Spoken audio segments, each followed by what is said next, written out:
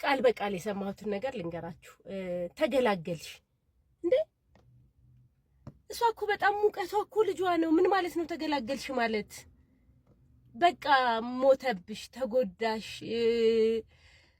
ልጅ ሲሞት ከባድ ነው አይደለ? ተጎዳሽ፣ ልጅሽ አረፈብሽ። አይዞሽ፣ በርቺ፣ ነገም ሌላ ቀን ነው፣ የሚያድገውን ይተካሽ ምናምን። ግን ለኛ ልጆች አይገባንም እንዴ? የሰረብራል ፓልሲ ልጆች በቃ እንደዛ ይባሉ። ያቺ እናት የሚያድገውን ይተካሽ ብትባል ምንድነው የሚጎላት? ምንድነው የሚቀነሰው? በእናንተ ከእናንተ ህይወት ምንድነው የሚቀነሰው? ምን ማለት ነው? ማለት በቃ እኔ የዛሬ ብቻ አይደለም። በነገራችን ላይ የዛሬ ብቻ ሳይሆን እኔ ከዚህ በፊትም ያለው ነው በጣም ያስለቀሰኝና በጣም ፊል ያደረግኩት። አሁን ዛሬ ያገኘኋት እናት ምንድነው በቃ ልጇ አረፈባት። ልጇ ካረፈ በኋላ በጣም ተጎድታለች። የጎዳት ግን ልጇ መሞት ብቻ አይደለም፣ ህብረተሰቡ የሰጣት ኮሜንት ነው።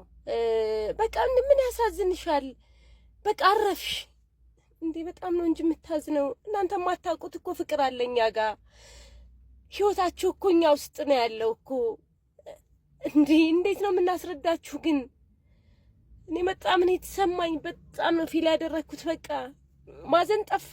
እነዚህ ልጆች አቅም የላቸውም፣ ነገ አላቸው እኮ። ለእናንተ የማይታይ ለኛ የሚታይ ነገ አላቸው እነዚህ ልጆች። እነዚህ እናቶች እኮ ብዙ ለሰው የማያወሩት በእነዚህ ልጆች እኮ የደረሰባቸው መከራ አለ። ነገ ልጆች ያድጋሉ፣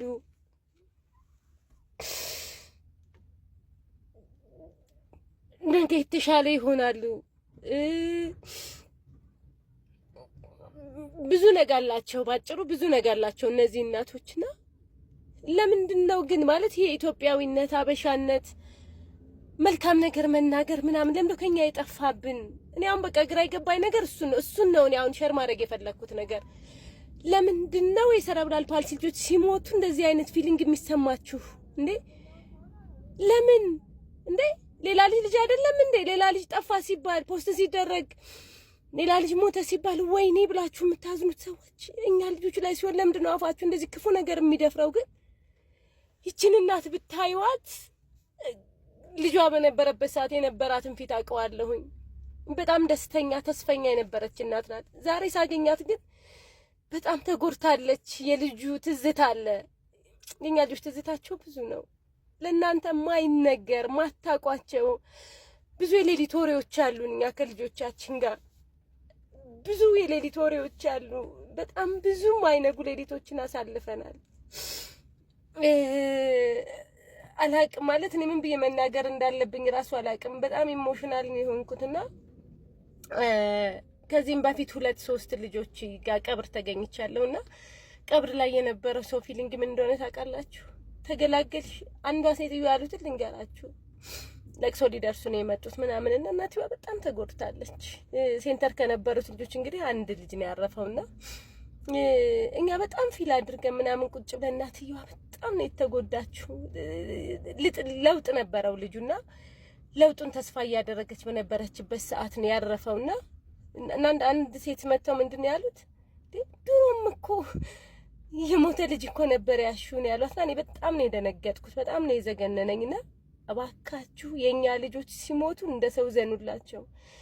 የኛ ልጆች ሲሞቱ እንደ ሰው አልቅሱላቸው። እንደ ልጅ ተስፋ ነበራቸው፣ እንደ ልጅ ተስፋ አላቸው፣ ያድጋሉ፣ ነገ አላቸው።